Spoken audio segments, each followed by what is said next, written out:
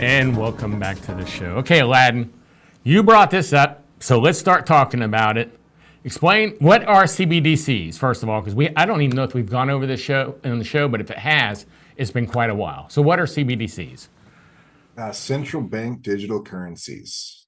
And this is where they literally get rid of the cash and hand you basically like what the boomers need to understand is we go into CBDCs, there will be no more physical cash, and you will be forced at that point to have a digital currency.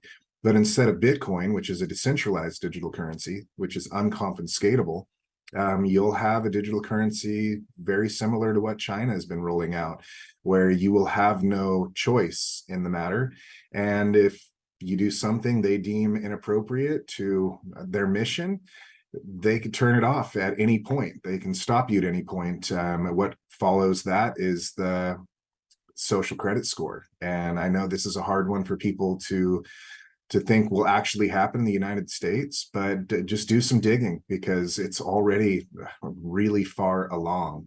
And right now, I believe it's like 97%. I could be wrong on the specific numbers, but really close to there. 97% of the money in the world right now is already digital. So there's very little cash left out there. And that's why they've been rolling out the cash. When you go and deposit your old bills, those old bills are gone. The only new bills that are coming out are the ones that they're printing. And the money printer is a push of a button nowadays. Very little paper is actually being printed. The majority of the money being printed is all digital. So yeah, it's a scary thing that's on its way. Well, you have an example of what you just said to a degree is what happened in Canada with the truck drivers. Now, in Canada, with the truck drivers, they didn't have a central digital bank currency, but the government did not agree what was happening there and froze their bank accounts. So they froze their bank accounts, they froze fundraising accounts, whatever, and froze their accounts. Now, you go, oh, that would never happen in the U.S., but things happen all the time here that when I was a kid, people would say would never happen. So now, though, you've got a thing that is so easy, they don't even have to contact the bank and say freeze the account. They just put a flick of a button. Your account's frozen. You can't spend any money. So you need to get on board because you got to buy some food to feed those kids. You got to get some gas to get to work so you can get your money that you can't spend because it's going to your digital bank account. So this is a scary, scary thing. And that's not even counting the social scoring, which they use highly in China. I mean, if you've got a bad social score, you can't even get on the train to go visit your grandparents in another city. So this is... People don't realize what's going on here, and they're going to probably start out with this Fed coin, and they're going to go, everybody gets $1,000 worth of to get people using it quickly. Then they're going to find out later, oh my gosh, that was not a good deal that we got, where they're all excited about it at first. Yeah, and this is how they take away your constitutional rights right there. I mean, freedom of speech is the first one that'll go.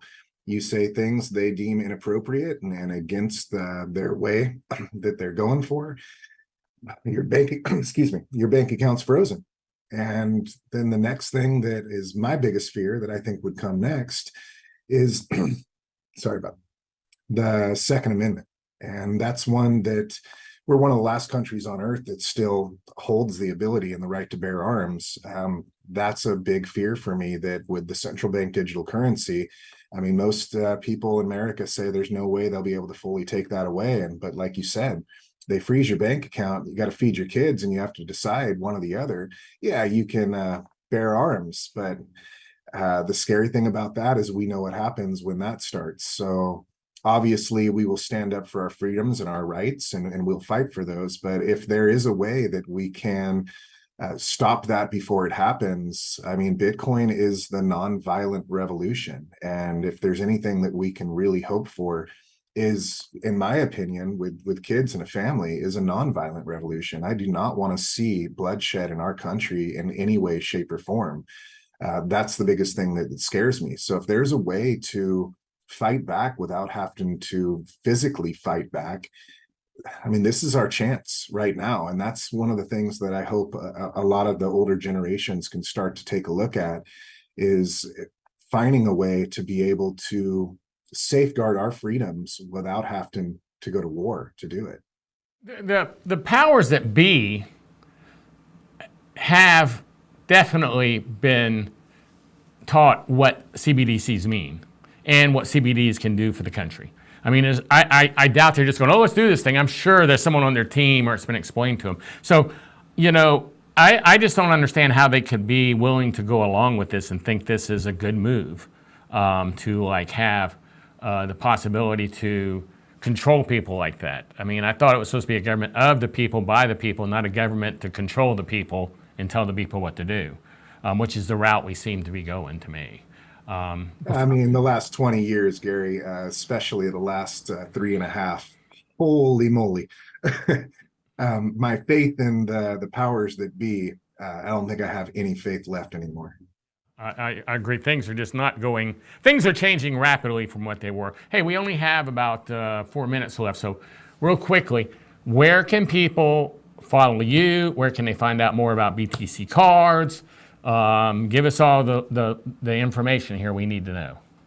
All right. So Twitter at BTC _cards. And then you can find me personally at Bitcoin Life Raft.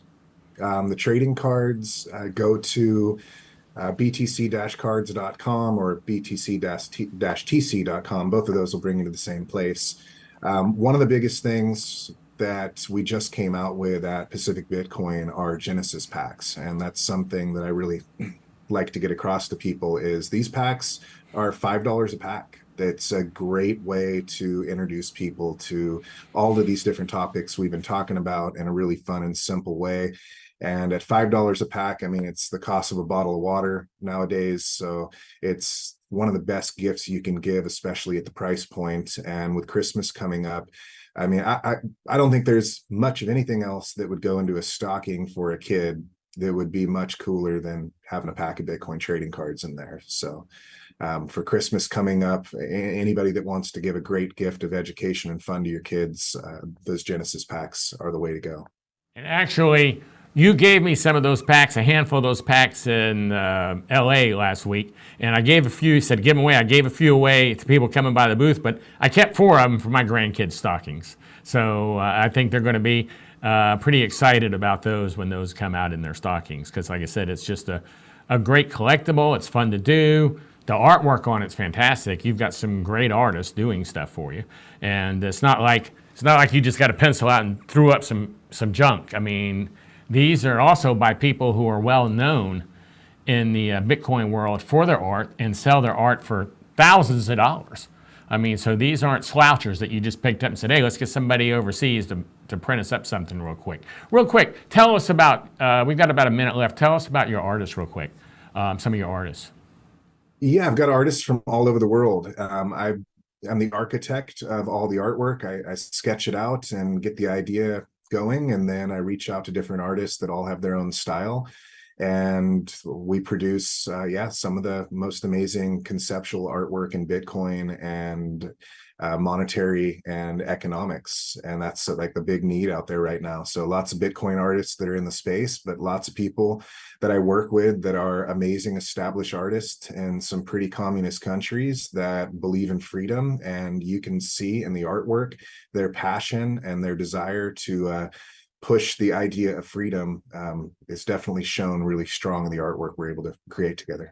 Yeah, and you had told me I'm not going to mention any names in case, we're not supposed to yet. I should try to be careful, but you have some plans to have, in particular, one person who I think is one of the biggest Bitcoin artists that there is in your packs this year. And that was kind of like a coup for you to get, I kind of feel like it. You didn't say it was a coup, but I mean, that was a big deal to me because I know this person does not take his art or his name lightly. So can you say that now who that is, or do we have to hold that off? No, I'll still keep that quiet. Okay. But what I can say is one of the coolest things about Bitcoin trading cards, especially if you're in the space, it literally is taking our entire community bubble and putting it all together in one place. So you can find the artists, the Bitcoin warriors, the freedom fighters.